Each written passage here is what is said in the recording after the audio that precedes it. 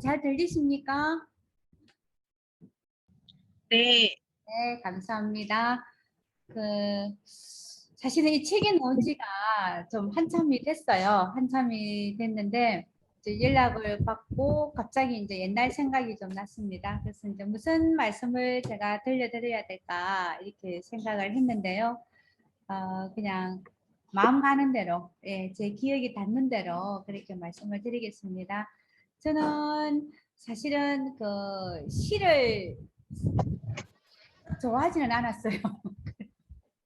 너무 이렇게 형이상학적이고 그랬는데 제가 박사 과정을 우여곡절 끝에 시를 전공을 하게 됐고요. 그리고 제가 간호사를 오래 하면서 이 얘기는 꼭 어딘가에 가서 합니다.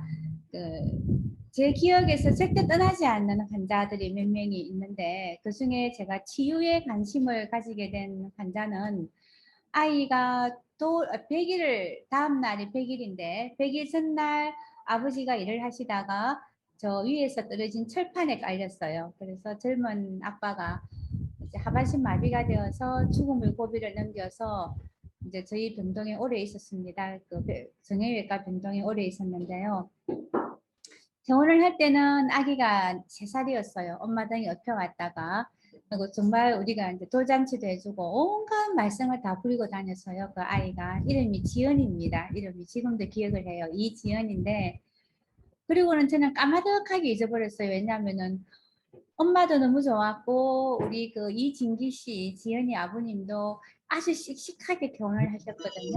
를 타고 저는 결혼을 하고 시장을 갔는데 뒤에서 누군가가 자꾸 저를 부르면서 뛰어와서 돌아보니까 이진기 씨 부인이었는데 우리 집에 한번 꼭 좀 와달라고 그래서 갔어요. 저는 너무나 기쁜 마음으로 왜냐하면은 엄청 씩씩하게 결혼을 했기 때문에 엄청 씩씩하게 결혼을 했기 때문에 저는 이제 아주 기분 좋게 갔는데 상상하지 못했던 제가 이제 광경을 봤습니다. 그때 같은 병동에 있었던 환자분들이 굉장히 많이 오셨어요. 제가 온다는 말씀을 듣고 한쪽 팔이 절단되신 분, 한쪽 다리가 절단되신 분들 거의가 다 온전하지 못한 분들임에도 불구하고 오셔서 반갑게 맞이했는데 그렇게 경쾌하게 퇴원을 하셨던 이진기 씨가 눈빛이 거의 짐승의 눈빛을 하고 있었어요. 침대에 누워있을 때. 그리고 그렇게 맹랑하게 온 병동을 뒤집고 다니던 지연이가 공포에 질려서 저를 어떻게 기억을 하고는 제 다리를 붙들고 뒤에서 따라다니는 거예요. 앞으로 나서지를 못하고. 근데 지연이 엄마가 얘기가 퇴원하고 나서 딱 2개월 뒤부터 변하기 시작했다. 나갈 수도 없고 누워서 대소변을 가려내야 되고 하는 이런 게 있으면서 사람이 점점점 황폐해지기 시작을 했고 주변에서 어떤 지시도 받을 수가 없었고 그러는 사이에 아이에게 이제 아버지가 폭력을 주고 그래서 뭐 자기가 누워서 이렇게 소변을 보면 그 소변통을 아이에게 던진다든가 자기가 누워서 변을 보고는 변을 아이나 아내를 향해서 던지고 그렇게 이제 이 딸아이가 굉장한 트라우마에 시달리는 거죠. 그거를 제가 보고 와서 허무했어요. 그냥 너무 허무하고 우리가 환자가 나와서 퇴원을 했다고는 하지만 과연 어디까지가 치료가 완료된 것이고 우리가 간호사로서 케어가 완료된 것인가 그런 거를 늘 제가 이렇게 기억을 하고 있다가 이제 시를 전공을 하면서 시 치유를 해보자라고 생각을 했습니다. 그러면은 시라는 굉장히 좀 모호한 이런 상당히 이해하기가 어려운 이 시가 과연 사람들의 마음을 치유할 수 있는가? 그래서 그들의 삶을 변화시킬 수 있는가?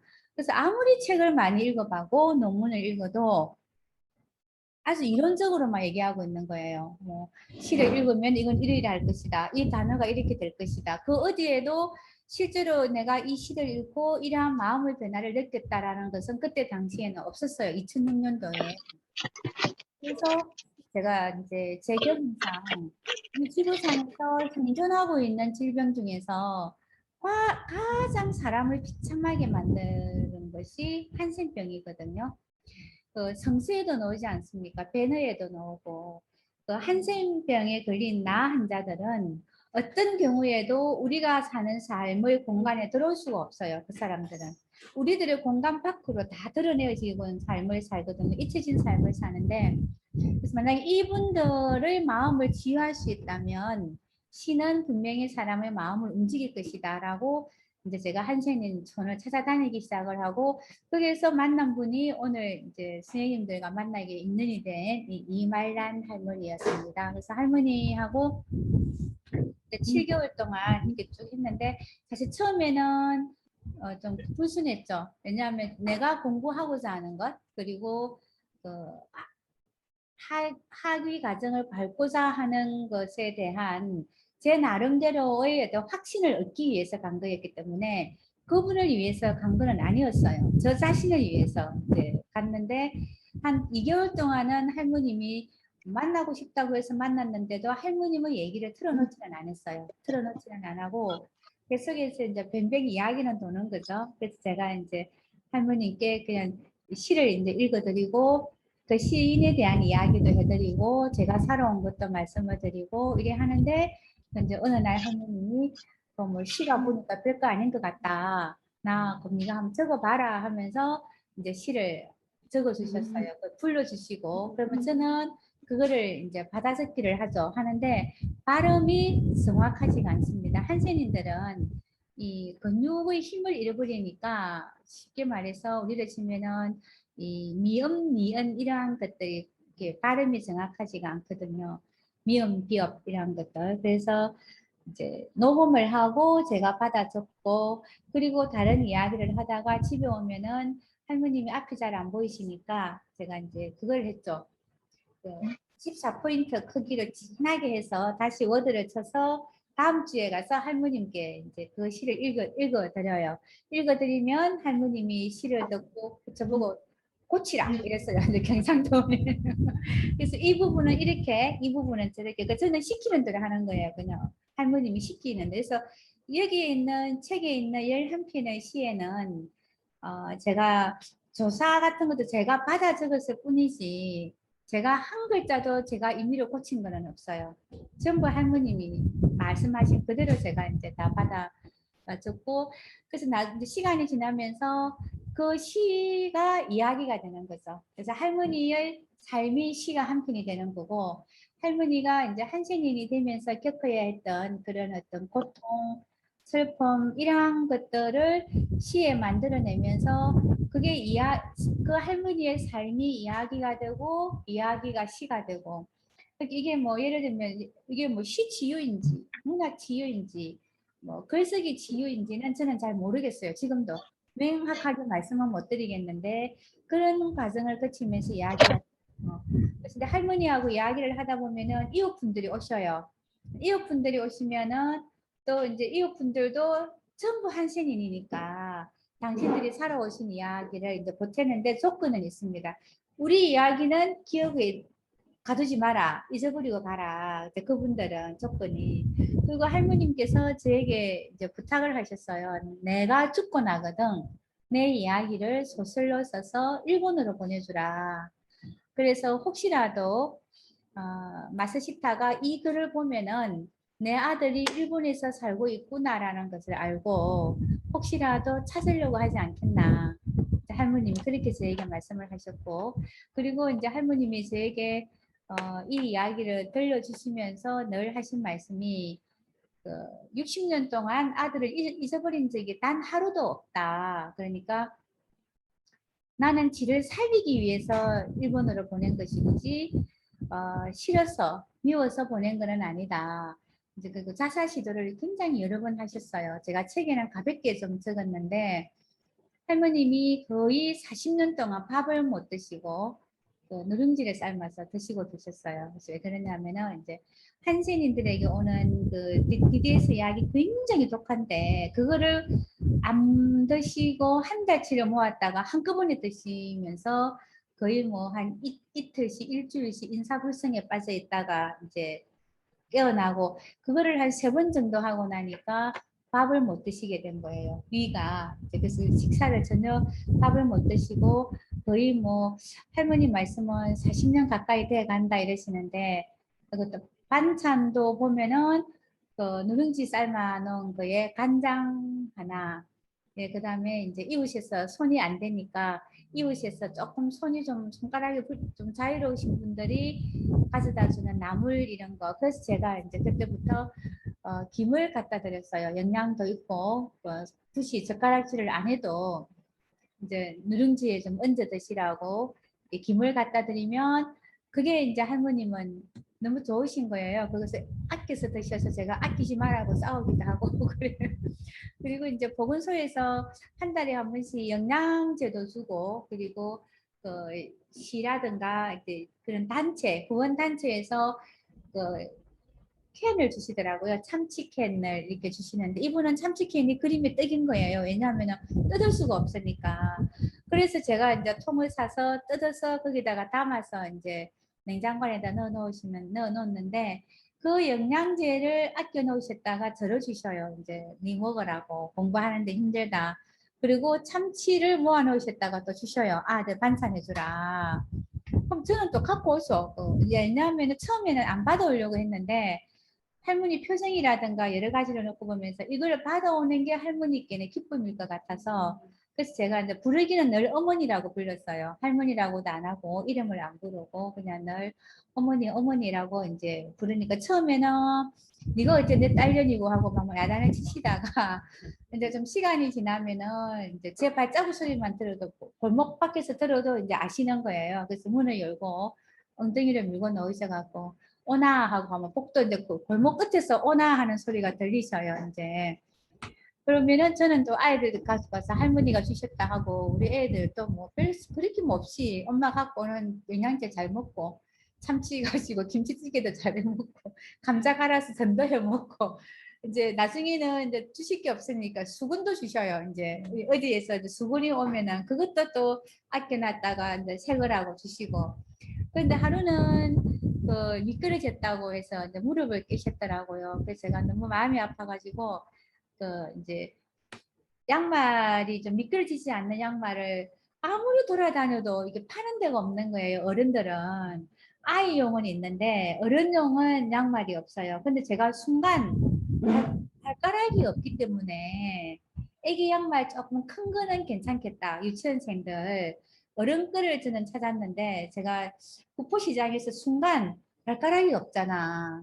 그러면 어른 양말을 갖다 드리면 신을 수가 없다.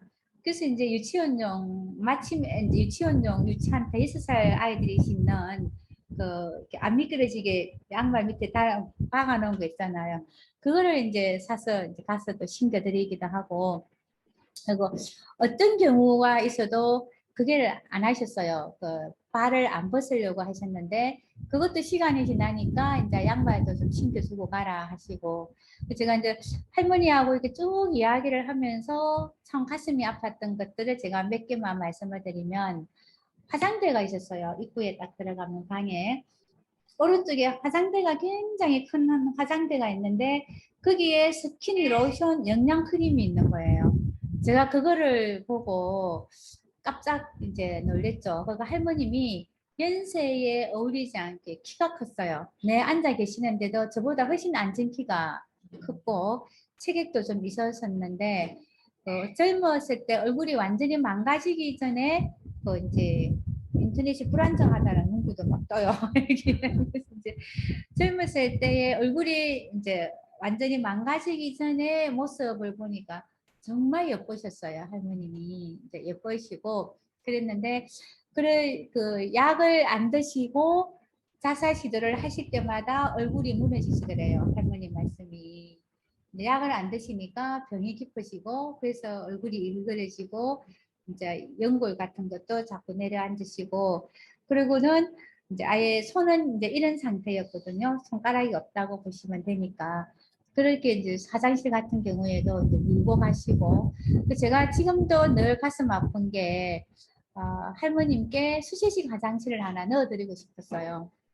그 몸으로 휠체어를 갈아타고 마당을 좁은 마당이긴 하지만 가로질려서 제대로 된 화장실이 아니고 우리 옛날에 있었던 간이 화장실 있잖아요. 그거를 갖다 놓으셨더라고요. 그래서 제가 늘 뭐 화장실을 이제 좀 바꿔드리고 싶었는데 저도 뭔가가 제가 맨날 우리 남편 보고 그러면 그때 돈 좀 잘 벌지 이러는데 사업을 이제 실패를 해가지고 저희들도 상당히 어려운 상황에 있다 보니까 소소한 거는 사다 드릴 수 있는데 그렇게 큰 거를 해드릴 수가 없는 거예요. 그런데 제가 막 이제 김해시청에 가서 얘기도 하고 했는데도 안 되는 거예요. 그게 화장실이 있으니까 안 된다는 거예요. 없으면 모르겠지만.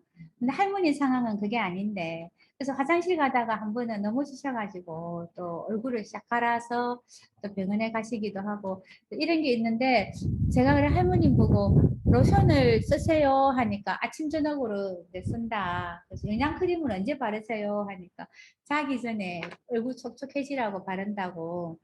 그래서 제가 이제 어머님 요즘은요 에센스가 잘 나와서 낮에도 에센스를 바르셔야 된다고 누르는 에센스 펌핑하는 거 찾아서 갖다 드렸더니 그거를 또 아침마다 이제 시킨 대로 바르시는 거예요. 스킨 바르고 로션 바르고 에센스 바르고 밤에는 거기에 하나 더 영양크림 바르고 그러시면서 저보고 피부가 좋아졌다라고 하죠. 그래서 제가 우리는 한생인에 대해서 너무나 많은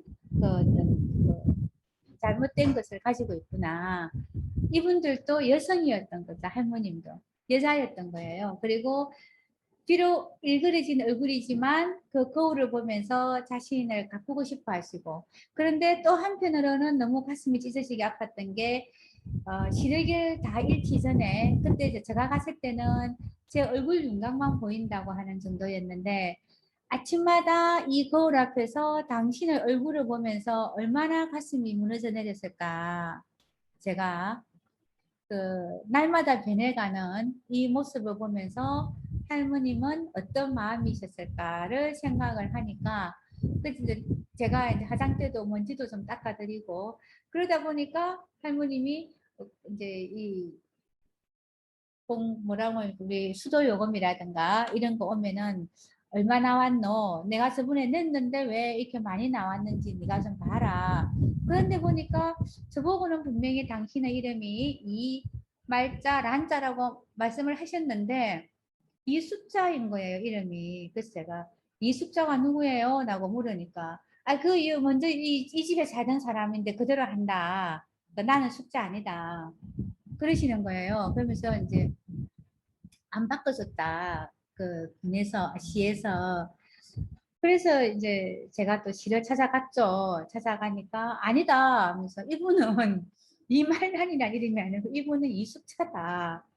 그래서 제가 이제 그 숫자를 일본어로 한번 바꿔봤어요. 그랬더니 여기에서 나오는 일본어 이름이 나오는 거예요. 예. 그래서 이제 제가 이분은 그 기억에서 굉장히 양가 감정을 가지고 있구나. 그 요시코라는 이름을 평생을 기억을 하지만 요시코 이전에 즉 병에 걸리기 이전의 숙자는 이분이 지금 뭔가 가두어 놓고 있구나 지금 이제 그런 거를 제가 조금씩 느끼면서 저는 일부러 이제 말란씨 장난처럼 이제 어머니라고 부르다가 말란씨라고 불러주면 되게 좋아하셔요. 그래서 제가 말란이라는 이름이 참 예쁜데 누가 지었어요? 라고 했더니 어머님이 무의식 중에 내가 지었다 이렇게 근데 그거를 더 이상 캐묻지 않았어요, 제가. 그거를 근데 왜 어머니가 짓기 전에 본명은 뭐예요? 라고 묻는 것 자체가 너무 못할 짓이었기 때문에 묻지 않고 이름을 참 예쁘게 지었네요. 제가 이제 란자가 무슨 란자예요? 하니까 난초 난자다라고 말씀을 하시고 그렇게 조금씩 친해지시면서 그 아들 이야기를 이제 하시는 거죠. 그래서 이제 마세시타와의 사이에 아들이 있었는데 사실은 마사시타가 일본을 가기 이제 해방이 되고 일본을 가기 전날까지도 그 집 문 앞에 와서 그렇게 목 놓아 불렀대요. 요시코 나오라고 일본어로 나 간다고 빨리 나오라고 몸만 나오면 된다. 이제 근데 마사시타에게는 자기가 이미 나병에 걸렸다라는 말을 할 수가 없었고 이제 그런 부분들 그리고 이제 일본이 우리가 해방이 됐다고 해서 일본인들이 금방 떠난 건 아니었대요. 근데 그 아버지가 혹시라도 어떤 린치를 당할까 싶어서 아들을 먼저 이제 부랴부랴. 그리고 또 하나의 이유가 어머님과의 연애를 알았기 때문에, 그리고 이미 임신해서 배는 불러왔다라는 것을 아니까 어떻게 해서든지 이제 인연을 끊으려고 이제 아들만 얼른 일본으로 보내려고. 그래서 마스시타가 여러 번 와서 그렇게 울고 갔다. 근데 내가 그때 이미 이제 얼굴이 조금씩 변하시더래요. 눈썹이 빠지고. 그런 모습을 보이기가 싫었다. 그래서 내가 나병에 걸렸다라는 것은 마스시타에게 끝까지 알리고 싶지 않았기 때문에 내가 안 갔다. 그 말씀을 하셨어요. 그리고 아들을 낳으니까 이제 어머니, 친정 어머니가 가서 일본인 순사부장 집에 가서 어떻게 할 거냐 물으니까 그쪽에서 아이를 달라. 그래서 자기 어머님은 이제 마스시타에게 데려가는 줄 알고 아이를 주려고 했는데 누가 와서 하는 말이 다른 집으로 보내기로 했다. 아이를.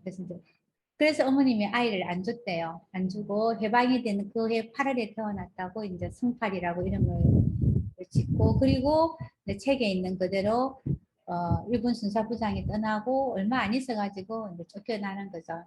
그, 그래서 쫓겨나서 이제 그 우리가 옛날 상녀를 모시고 있던 산속에 거기에 있으면서 그 친정 어머님이 느삼태라는 게 뭔지가 굉장히 궁금했어요. 저는 그때 유일한 치료제가 느삼태였다.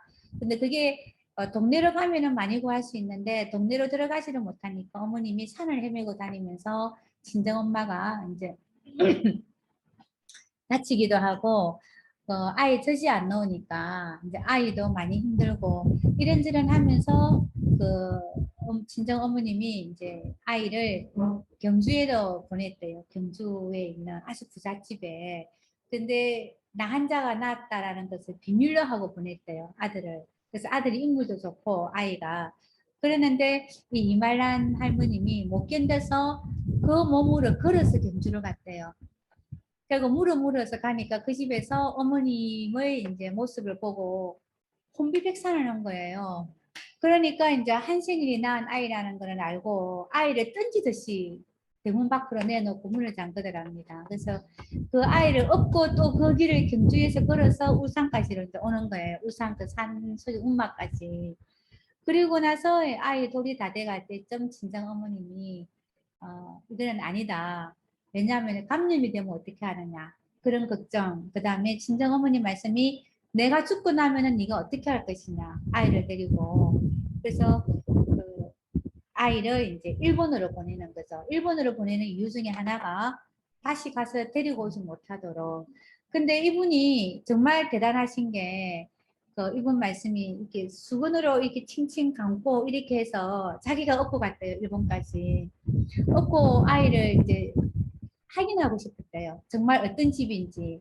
그래 가니까 그 댁에서는 이미 한센인이 나왔다는 걸 알고 있고 그러면서 그 아이 이제 어머님한테 이말란 어머님에게 양구의 이름을 가르쳐 주더랍니다. 이름을 가르쳐 주고 일본식 이름을 아이에게 지어 넣었는데 그걸 이제 다 기억을 하면서 저한테 다 읊어 주시는 거예요.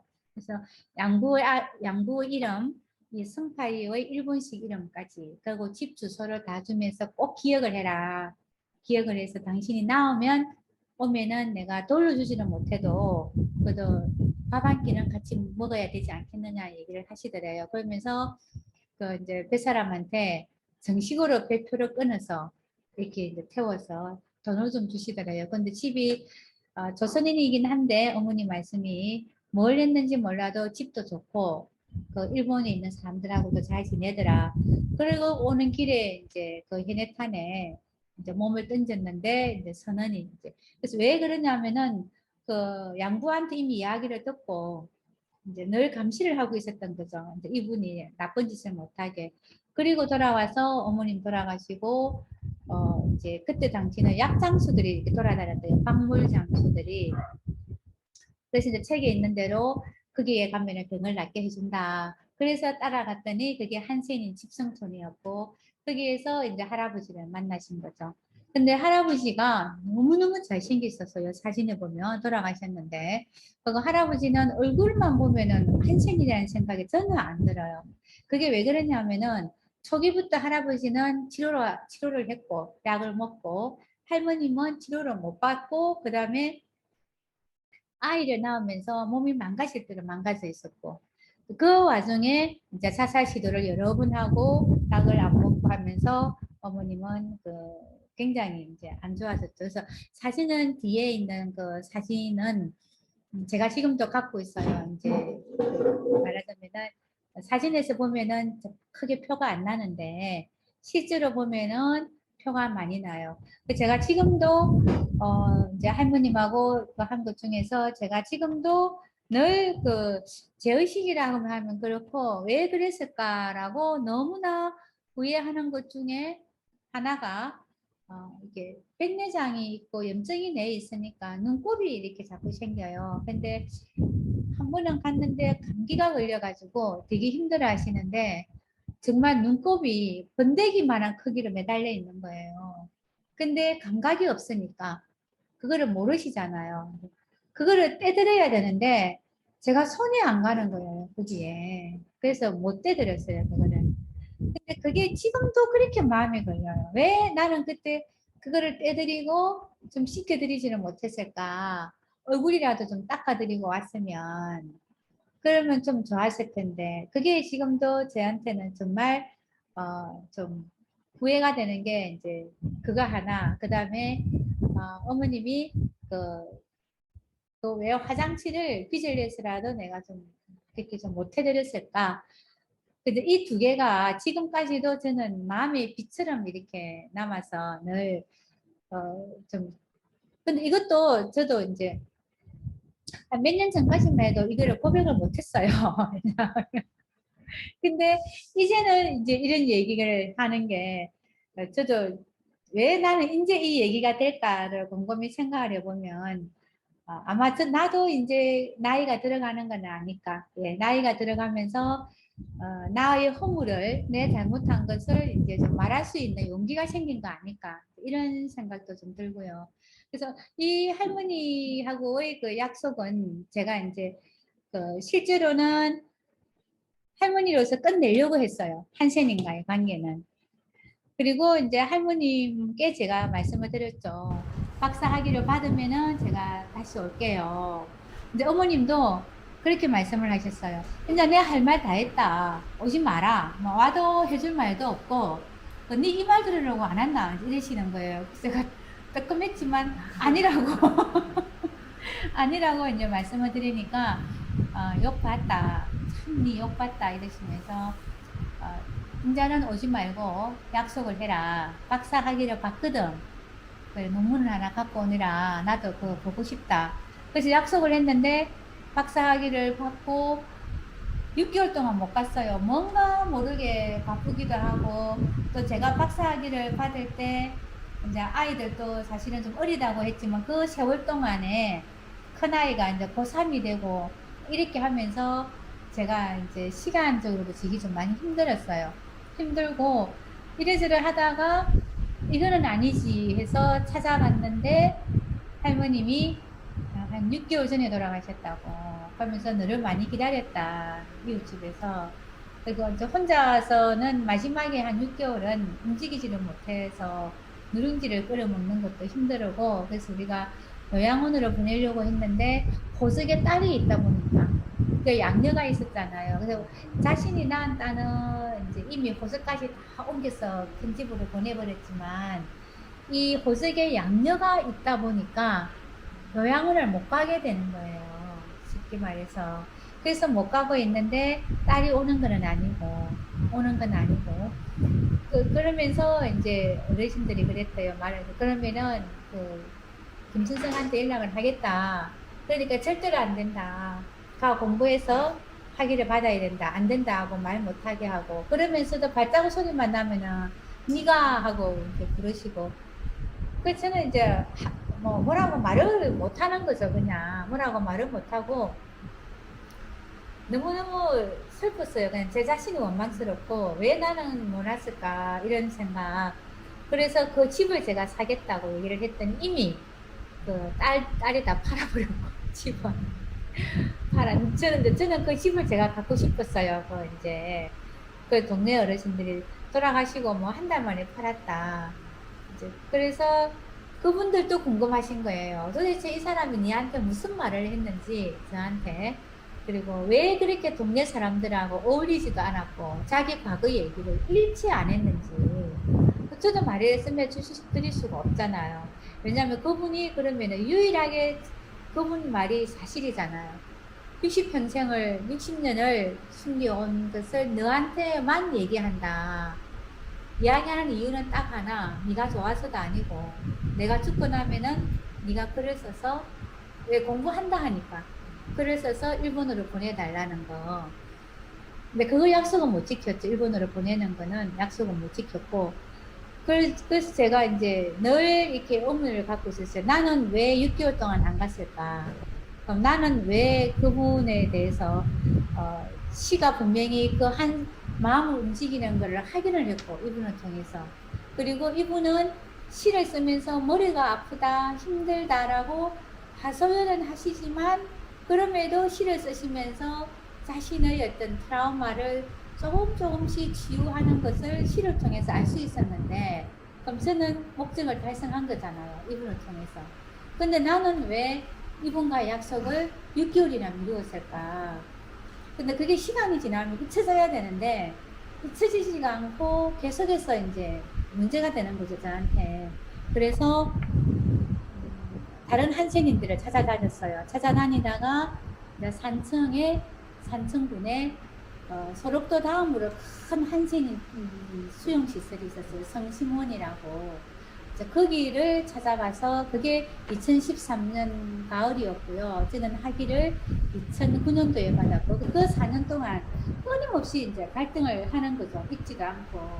그리고 제가 이제 처음에는 그 시 치유가 이게 확인이 되면, 시가 사람의 마음을 움직이고 치유한다는 게 확인이 되면 나는 돈을 벌 거야. 그래서 시치유 연구소 같은 거 하나 내서 사람들에게, 그때 이제 뭐 치유가 뜨고 있을 때였어요. 뭐 문학 치료니 시 치료니 하면서, 저는 치료는 아니다. 왜? 치료는 진단을 하고 처방을 내려야 되는데, 문학이라든가 인문학은 진단은 안 된다. 위험하다. 단지 삶을 조금 더 따뜻하게 만들 수 있을 것이다. 이런 생각을 했죠. 그래서 돈을 벌 것이야 라고 생각을 했는데, 시간이 지나면서 제가 할머니에게, 돌아가신 분하고 제가 마음으로 약속을 했어요. 어떤 경우가 있더라 해도 타인의 슬픔이나 고통과 눈물을 가지고 돈을 벌지 않겠다. 사실은 이말란 어머님 한 분만 실험을 하고 시치유로 돈을 벌겠다고 했는데, 그냥 그날 이후로 한센인들에게서 벗어나지를 못하고 지금도 여전히 이제 그분들하고 인연을 이어가면서 이제 어르신들을 위해서 뭔가를 좀 할 수 있을까라고 계속해서 찾아다니고 있는 거고요. 저는 늘 그렇게 생각을 합니다. 한 사람의 힘이 이렇게 큰 거구나. 그분이 저를 완전히 바꾸어 놓으셨거든요. 사실은 참 지금 생각하면 진짜 나쁜 거예요. 이분을 구해서 치유가 되는 게 확실해지면 이거를 나의 어떤 캐리어로 만들어서 내가 치유 연구소를 만들어서 돈을 좀 벌겠다. 이 생각 자체가 정말 지독하게 나쁜 거였죠. 근데 그거를 제가 스스로 이제 깨치간 거죠. 그래서는 안 된다. 그래서 그분과의 저 혼자의 약속은 제가 끝까지 지켰는데, 그렇게 했음에도 불구하고 여전히 저는 밥을 잘 먹고 있고요. 보고 싶은 책은 다 사서 보고 있고요. 뭐 어디서 오라 하면, 물론 차는 없습니다. 뭐 차를 살 정도 여유는 안 되지만 여전히 누군가의 어떤 고통이나 슬픔을 가지고 내가 나누는 것은 하겠지만 돈을 벌지는 않는다. 그리고 나의 명예를 쌓지도 않겠다. 명예를 쌓지도 않을 것이고 돈도 벌지 않을 것이고, 단지 함께 나누는 것으로서 내가 함께해서 누군가가 조금 가벼워질 수 있다면 그걸로 나는 충분히 내 할 일을 다 하는 것이다 라는 약속을 지금까지 한 10년째 지키고 있는데, 앞으로도 저는 이제 좀 지킬 거예요. 지켜가려고. 저거 이런 얘기를 하면은 왜 하느냐, 이렇게 씨부리고 다녀야 제가 딴 마음을 안 먹으니까. 이렇게 막 해놔야 제가 딴 마음을 아무것도 안 해요. 순간순간. 그래서 이제 그렇게 하다 보니까 제가 늘 생각한 게, 저는 제가 어떤 그 시를 매기를 해서 이분의 그 삶을 좀 변화시키지 않았을까?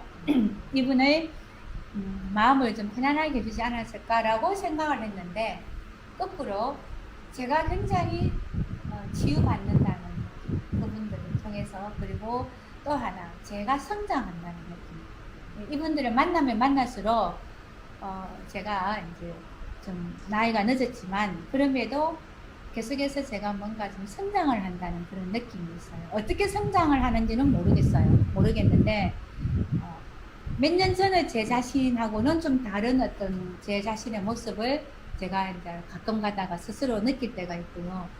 그리고 또 하나가 뭐냐면은 좀 굉장히 좀 불평불만이 있는 스타일이었어요. 맨날 좀 따지고. 강칠희 교수님도 좀 그러신 편이거든요. 시끄럽어요. 그때 간호사들이 의사들 얼마나 그렇게 견디는 거예요. 그래서 좀 막 따지고, 이게 뭐 잘못 놓여 있으면 그냥 왜 잘못 났냐고 이렇게 말하는 거였는데, 지금은 그렇지는 않는 제 모습을 발견을 해요. 그냥 바로 놓고 이왕 놓을 거 그냥 말없이 나오면 바로 나왔으면 되지. 그리고 내가 모르는 게 훨씬 더 많다라는 거. 그래서 내가 함부로 누군가를 재단해서는 안 되고, 하고 그 사람이 잘못됐다고 얘기해서도 안 되고. 왜? 나도 수없이 잘못하고 살고 있으니까. 그래서 언젠가는 내가 누군가의 잘못을 한번 덮어주면 그 사람도 내 잘못을 한 번쯤은 누군가는 덮어주겠지. 이제 이런 마음으로. 그래서 지금 사실은 이분과의 만남이 제 삶의 방향을 바꾸어 놓았어요. 죄송합니다. 제가 오늘 사실 요거 때문에 산청에서 급하게 올라와가지고 이제 산청에 제가 하는 일이 하나 있거든요. 그래서 조금 컨디션이 조금 안 좋은데 좀 이해해 주세요. 그래서 제 삶의 방향과 그 다음에 그걸 완전히 이제 바꾸어 놓으신 거죠. 이분이 바꾸어 놓고, 저는 뭘 하는지는 모르겠는데 어떻게 보면은 너무나 감사한 게, 이런 것들을 토대로 제가 논문을 쓰고 이야기를 만들어 나가면서 제가 이제 의대에서 의료인문학을 강의하게 되는, 물론 그 문은 강 교수님이 열어주셨어요. 인제대 의대에 계시면서 뭐 강의 좀 하자 이래갖고, 제가 이제 의대생한테 어떻게 강의를 하느냐 하니까 그냥 하면 된다고 하라고 맨날 그러시거든요. 그래갖고 강 교수, 제가 시는 저희 박사 과정을 지도하신 선생님께 배웠지만 우리가 말하는 인문의학이라는 것은 강 교수님께 배웠어요. 강 교수님 가르쳐준 건 없어요, 사실. 근데 선생님 논문을 읽고 선생님 하는 말씀을 듣고 선생님 책을 읽으면서 이제 선생님 맨날 그래요. 내가 지도를 받았나? 내가 스스로 공부했나? 근데 그 인문의학이 어떤 방향으로 나아가야 될 것인지는 강 교수님께 배웠죠. 제가 배웠고, 그래서 어쩌면 또 다른 방면에서 스승이시기 때문에 바빠 죽겠는데 전화하셔가지고 와서 강의 하나 해 하니까 뭐 전화도 안 했다, 카톡에 그냥. 예. 날짜를 언제 할 거야? 그래서 뭣도 뭔지도 모르고 7월달에 할게요. 진짜 뭔지도 모르고 뭔데요 하니까 매기들 학교라고 있어. 이제 그때부터 제가 이제 인터넷에 막 매기들 학교를 이제 검색을 하는 거예요. 도대체 뭔지를 모르니까. 그래서 제가 이제 사실 아까 오면서도 여쭤봤어요. 뭐냐고.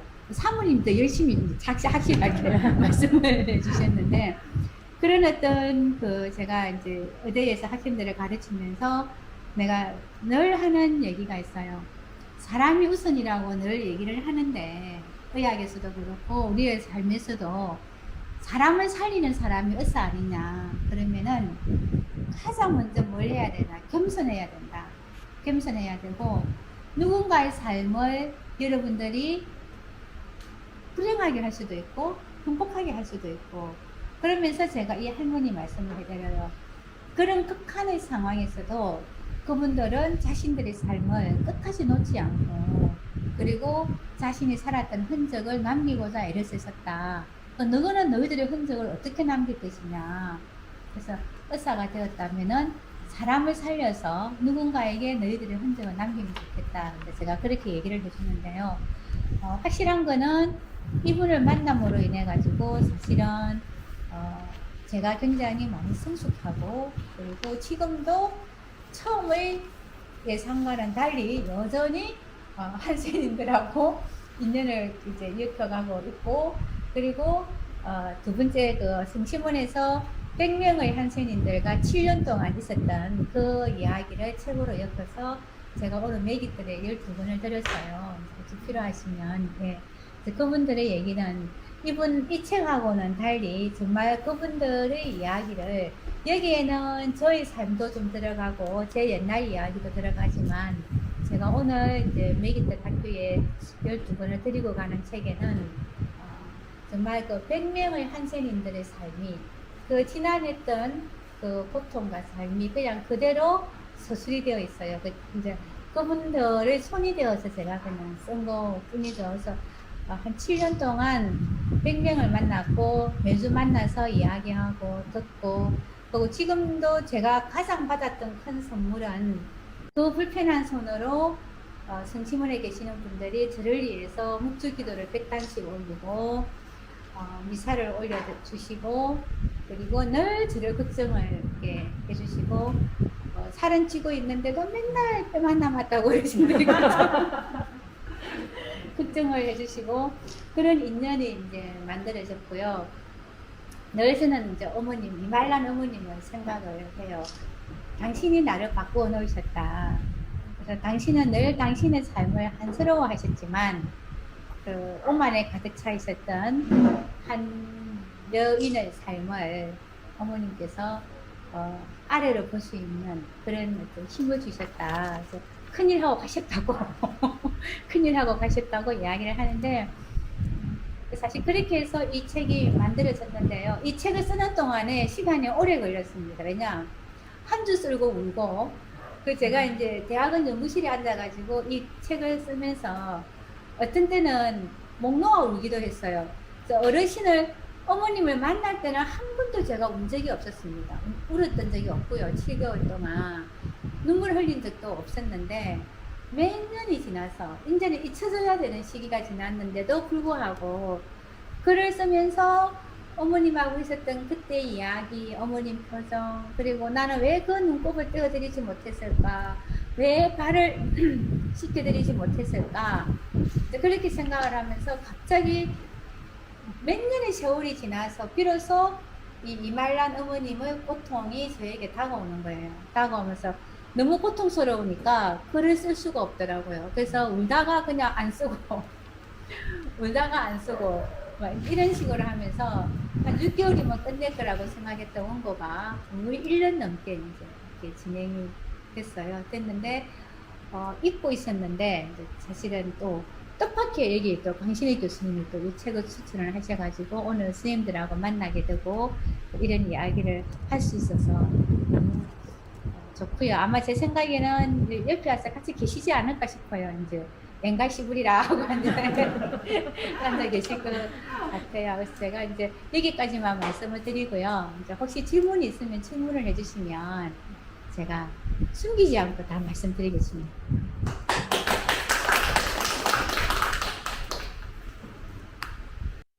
자, 이제 질문하십시오.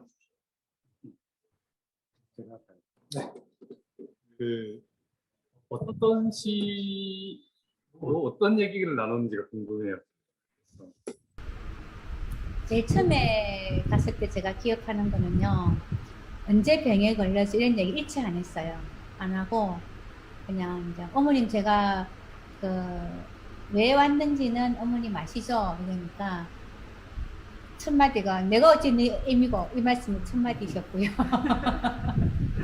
그래서 제가 저희 친정 어머님 말씀을 해드렸어요. 친정 어머니를 이야기를 해드리면서 어머님하고 연세가 비슷한데 저희 가정의 지부를 제가 말씀을 드렸죠. 아버지의 끊임없는 이 바람기로 인해서 배달은 딸을 키워도 했던 당신의 자녀들은 다 밖으로 내보냈지만 아버지가 밖에서 나온 그 6번째 그 딸로서는 세 번째를 아버지가 떼놀령을 안 하셔가지고 어머님이 이제 그 아이를 키우면서 그 다음에 그런 고통, 이제 그런 아버지의 끝없는 바람기로 인했던 그런 고통을 제가 어머니께 말씀을 해드립니다.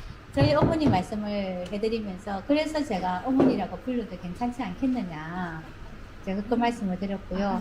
그리고 제가 이제 제가 좋아하는 시를 읽어드렸어요. 제가 좋아하는 시가 이제 그때 당시에 사실은 그 서정주 시인의 이제 그 시가 있는데 그거를 제가 읽어드리면서 국화옆에서를 읽어드렸거든요. 읽어드리면서 하니까 어머니 말씀이 기억이 나시는 게 젊은 게 뭐 벌써부터 그래 늙은 이야기를 하느냐고 그렇게 말씀을 하셨어요. 그렇게 얘기를 하면서 서정주 시인이 제가 욕을 엄청 했거든요. 서정주 시인에 대해서. 이 사람이 시를 엄청 잘 쓰는데 이런 일제시대 때 이런 일도 있었고 전두환한테 이런 충성맹세도 하고 바람도 많이 피웠어야 이제 같이 이제 서정주 시인을 같이 이제 이렇게 하면서 하루를 보냈고요. 그리고 이제 그 다음에 갔는데 한 달 정도를 그렇게 어르신에 대해서 묻지도 않았고요. 말년 어머님에 대해서 묻지도 않았고, 그냥 갈 때마다 내가 시를 하나씩 가져가서 이제 읽어드리고, 근데 하니까 이제 어머님이 나도 그거 안다. 어떻게 아세요? 하니까 나 부산여고 나왔다. 부산고녀 나왔다. 제가 진짜요? 이러니까 거짓말인 줄 아나 하시면서 부산여고가 그럼 어떻게 다니셨어요? 하니까 울산에서 자취를 했다. 그러면서 이제 마스시타를 어떻게 만났는지 기차 안에서 했던 그런 얘기를 들려주시더라고요. 그렇게 하면서 조금씩 이제 이야기가 진행이 됐어요.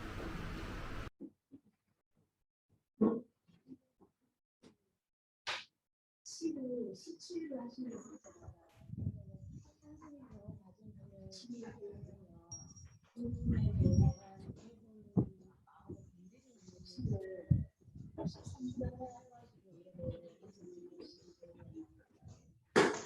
보통 이제 그 시에 대한 논문이나 이렇게 책을 보면 그렇게 얘기를 하셔요. 다들 적어 놓기를. 그분의 삶과 직접 연관이 있는 시를 가지고 가서 읽으면 그분들이 마음이 계속 이야기하시더라고 하는데, 제가 만났던 그 한센이라는 분들의 상황은 그분들의 삶과 직접 연관이 있는 시는 한하운 시인의 시거든요. 근데 저는 다르게 생각을 하는 게, 만약에 이제 그 치유를 하고자 하는 분과 삶과 연관이 있는 시를 직접 한센이 아니고 이제 예를 들어 뭐 사상적인 거 예.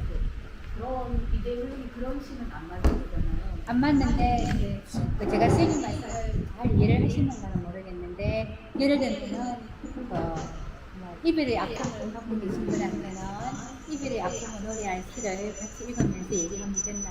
보통 책에 그렇게 써여 있었거든요. 근데 저는 그거는 아니라고 제가 생각하는 게, 그분의 아픔을 직접 건드려 버리는 거기 때문에 저는 가장 먼저 중요한 게 치유라는 것 자체가, 사실 저는 지금도 그렇게 생각하는 게 완벽한 치유는 없다라고. 그래서 치유는 과정이라고 생각을 해요. 그래서 도달하지 않는다는 끝까지. 그래서 제가 늘 예를 드는 게, 항아리가 깨어지면 우리가 본드로 붙이면 항아리 모양은 나오지만 사실은 예전같처럼 물을 담을 수도 없고, 밖에서 자신을 들여다보면 본드로 붙인 게 있잖아요. 우리들이 마음의 상처도 그런 것처럼 완전한 회복이라는 건 없고, 단지 그 마음의 상처가 지금 현재의 나를 건드리지 않으면 극복해낸 거 아닐까. 그래서 저는 치유라는 게 극복해 나가는 과정이라고 보거든요. 그래서 그분들 어떤 분의 예들에서 이제 마음이 아파가지고 누군가에게 좀 치유적인 어떤 분위기를 좀 아우라를 줘야 된다는 그런 상황이 되면은, 저는 이제 그리고 선생님이 박사학위 인문을 쓰셨다고 하셨잖아요. 연구 과정을. 예.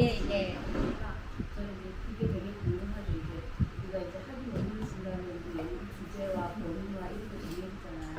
그리고 선생님이 이제 한생이 만나는 선생님이 작성해서 했을 때 치치를 했는데 어떤 내용이 글을 떠나갈 거라는 게 다 뭐라 그래야지 8회 목록이라고 하나 그런 게 정해지잖아요.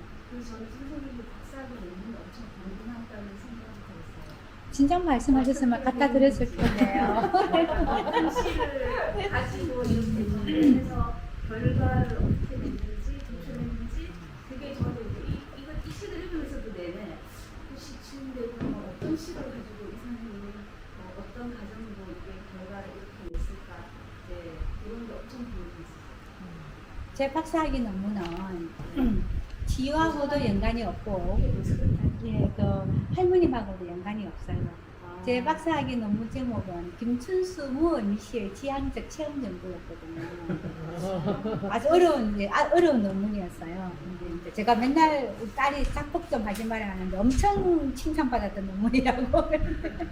근데 제가 석사는 비평을 했고요. 박사를 우여곡절 끝에 이제 시를 하게 됐는데, 이왕할 것 같으면 아까 제가 말씀드렸던 그 어떤 환자들의 어떤 문제, 완치되지 않은 몸으로 평생을 살아가야 되는 환자들에게 뭔가 좀 마음을 치유해 줄 수 있는 그런 공부를 하고 싶었어요. 그때는. 예, 그때는. 그랬는데, 그 시를 이제 공부를 하는데, 한 학기가 딱 지나니까 저희 지도 교수님이 나는 치유를 연구한 적이 없고, 새로 공부해서 가르칠 생각이 없으니까, 시 치유가 있는 경북대로 옮겨가든지, 아니면은 시학으로 전공을 변경해라.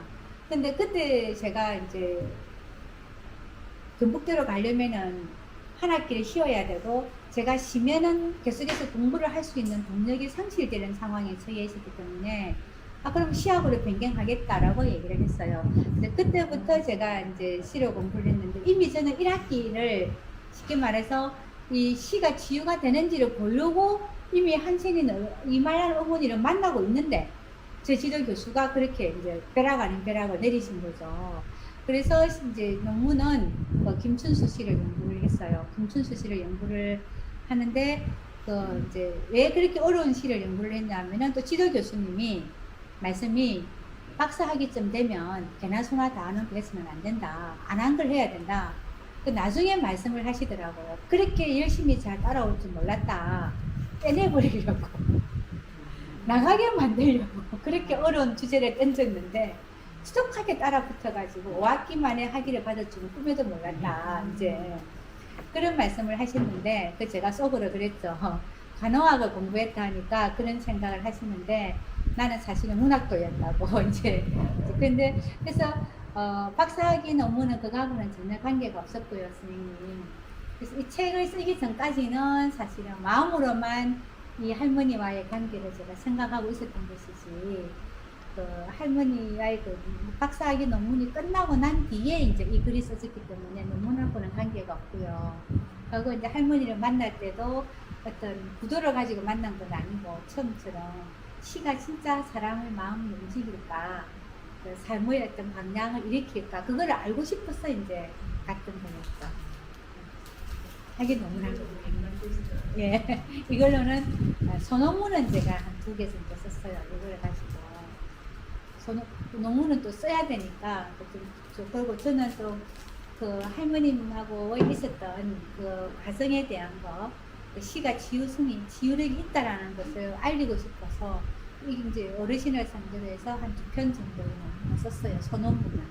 근데 그것도 전부 다 2011년 했음 이후에 이제 했었죠. 사실 저는 이 책을 읽으면서 진짜 여러 번 읽었거든요. 예. 그러니까 이 할머님을 두려움 없이, 물론 간호사셨기 때문에, 의료인이셨기 때문에 우리가 가지고 있는 일반적인 풍경과는 다른 시각으로 할머니를 보셨을 거라고 생각해요. 그래도 그런 그 두려움도 있으셨을 테고, 그거 어떻게 가능한 거지? 라는 생각도 들었는데, 그것보다 이 책을 읽으면서 그 선생님께서 제목을 꽃보다 붉은 구름이라고 이 책의 제목을 정하셨고, 그게 그 시의 한 구절이었던 거잖아요. 예.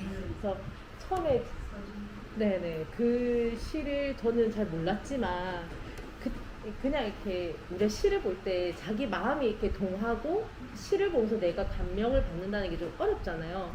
근데 딱 그 한 구절만 봤는데 마음이 너무 울컥한 거예요. 그래서 진짜 가슴이 너무 뜨거워지고 막 그런 느낌이었는데 이 책을 끝까지 보면서 느꼈던 게 그럼 나는 시라는 걸 통해서 내가 치유받을 수 있을까에 대한 스스로 의문이 계속 생기는 거예요. 왜냐면 시는 우리 생활에서 너무 어려운 분야잖아요. 그러니까 소설이나 에세이나 이런 것보다 훨씬 접근하기가 어렵고 한데 그걸 가지고 누군가와 소통할 수 있는 그런 치유 방법이 될까? 그게 모든 사람에게 다 통하는 방법일까? 그러니까 이 책을 읽으면서 이 할머니는 사실 고학력자시고 그리고 굉장히 유식하신 분이고 그런 분이잖아요. 그래서 그분이 교수님 말씀하셨던 것처럼 그냥 구술하신 걸 옮기신 거라고 하면 그러기에는 시가 너무 아름답지 않아요? 저는 그 어머니란 시 읽으면서 진짜 여러 번 들었거든요. 저희 엄마도 생각나고 이 나이 때 좀 이렇게 진짜 느껴지는 분이 너무 많았는데 정말 시를 통해서 저같이 그런 문학적인 소양이 없고 한 정말 대부분의 사람들도 치유받을 수 있을까?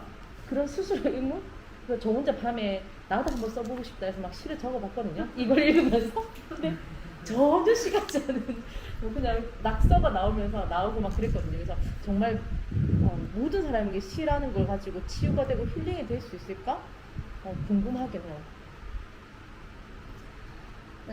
이제 사실 우리가 치유의 방법 중에서 모두에게 적용되는 건 없는 것 같아요. 음악이 좋은 사람은 음악이 치유의 방법이 될 수 있고, 춤이 좋은 사람은 춤이 치유의 방법이 될 수 있고. 근데 이분은 접할 수 있는 게 시가 가장 쉬운 거죠. 춤도 안 되고, 음악도 안 되고. 이제 그런 경우에 있는데, 실제로 이제 고학력이잖아요. 이분은 고학력이고 또 대화가 되는 분이고. 저도 이제 거기에 대해서는 늘 시가 지니고 있는 우리는 늘 학문에는 한계라는 게 있거든요. 그게 한계라는 거. 근데 또 제가 그 놀란 게 성심원에 가서 제가 이제 시를 이야기했잖아요. 근데 초등학교도 못 나온 어르신들이 시를 썼어요. 시를 쓰시는 게 아니라 그분들 부르시는 거죠.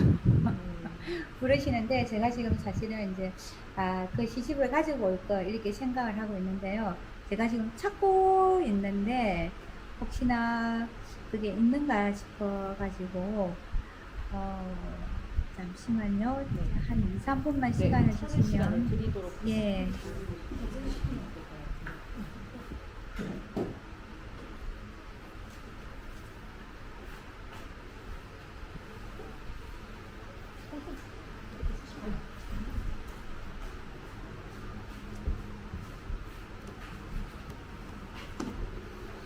자, 지금 찾으시는 동안에요. 저 온라인을 참여하시는 분들 질문 있으면 좀 해주시죠. 네, 제가 찾았는데요. 네. 이분은 이제 7살에 한센병에 걸려서 그 제도에서 걸어서 소록도를 또 쫓겨가신 분이세요. 언니하고. 이분이 저한테 보내주신 시가 있는데 제목을 안 주셔가지고 뭐라고 할까요? 하니까 시가 짧으니까 그만 짧다 해라. 이래서 제가 시 제목을 짧은 시라고 붙였어요. 짧은 시. 예. 성심원 뒷산에 들국화 한 송이 이빨로 꺾음으로 영감 산수에 꽂아주었네. 이분이 손을 못 쓰기 때문에 꽃을 이빨로 꺾으셔요. 예, 실제로 이제 할아버지가 성심원에 묻혀 계시거든요. 이렇게 시를 쓰셨어요.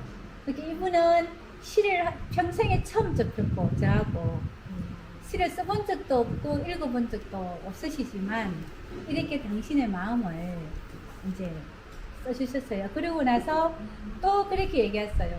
나 사랑에 대해서 할 말이 있다. 그래서 하셔요. 적어라 이러시거든요. 그래서 제목이 사랑입니다. 성함이 양추자예요.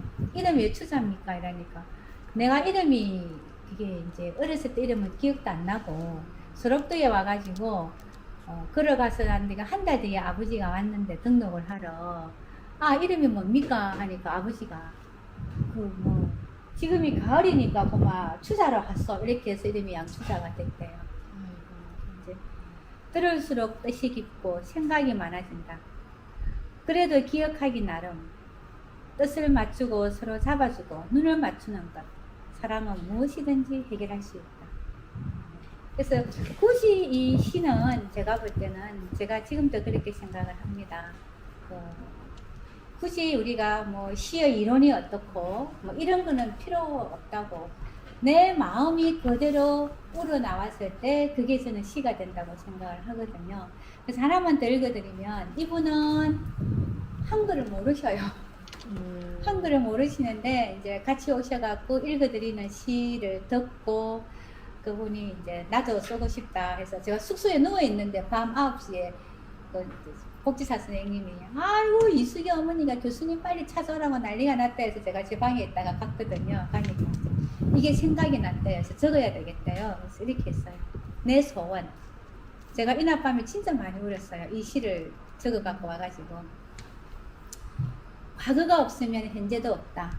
현재는 편리한 것도 많지만 돌이켜보면 과거의 일들이 더 생각나며, 기쁠 때나 슬플 때나 왜 더 생각이 나는지, 참 내가 멀리도 흘러왔네.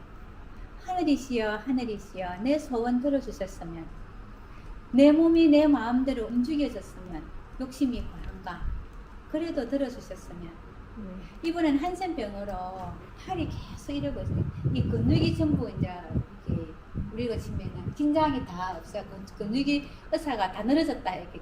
이 근육이 잡아주지를 못하니까 계속 이제 이러고 계시니까 옆에 아무도 안 와. 이따가 계속 맞으니까. 그러니까 이제 이분은 이 손 좀 내가 멈추고 싶을 때 멈췄으면 좋겠고, 네. 밥 먹을 때 좀 가만히 있었으면 좋겠고, 그거를 이렇게 한자도 제가 안 고쳐서, 이분들의 시는 제가 절대로 한 글자도 손대지 않거든요. 저는 이게 울었어요. 내 소원 들어주셨으면, 내 몸이 내 마음대로 움직여졌으면. 이것도 소원이라고 너무 과할까 걱정을 하면서, 그러면서 이제 그렇게 해주셨어요. 이게 보면은 굳이 우리가 시라는 게 공부를 많이 해야 되고 많이 알아야 되고 그래야 시가 나오는 거는 아닌 것 같아요. 그래서 저는 늘 그렇게 이야기합니다. 치유를 하겠다고 하는 사람들은 누군가를 치유할 수 있는 능력은 우리한테는 없어요. 신은 가지고 있겠죠. 저는 무신론자입니다. 참고로 신은 가지고 있겠지만, 사람은 누군가 사람에게 어떤 영향을 준다라든가 뭐 치유를 시킨다든가 이런 거는 저는 능력은 우리에게는 없다고 생각을 해요. 대신에 이렇게 뭔가 속에 있는 거를 말을 할 수 있는 그런 계기는 만들어줄 수 있지 않을까.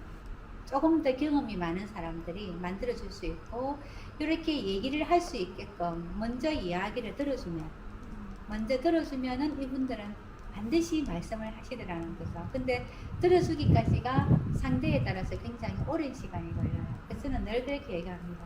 죄송합니다, 표현이. 치유는 무슨 내가 개뿔. 그냥 같이 밥 먹고 같이 이야기하고 과자 같이 먹고 뭐 그러다 보면은 니 뭐하노? 그래서 뭐 대학에서 애들 가르칩니다. 뭐 가르치노? 시 가르칩니다. 뭐, 니 좋아하는 시 하나 이야기해봐라.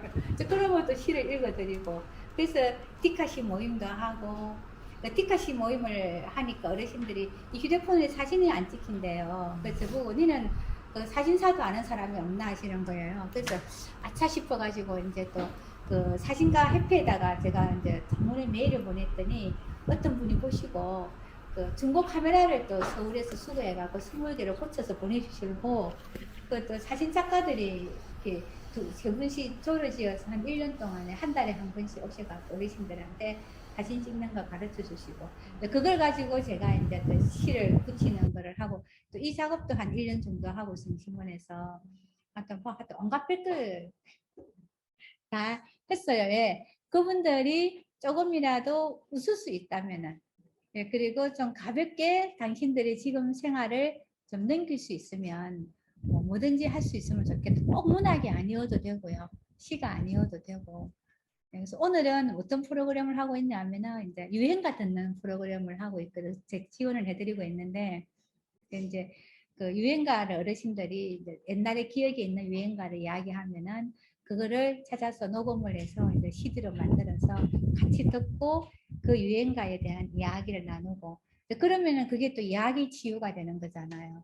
그래서 특별하게 저는 어떤 형식이라든가 틀을 갖추는 것이 아니라 제일 먼저 그 저는 무슨 매개자라는 생각을 하는데 할 수 있는 거는 들어주는 거 먼저. 네, 들어주는 게 먼저라고 생각합니다. 저기 혹시 온라인으로 오시는 분들은 질문하실 수 없으실까요?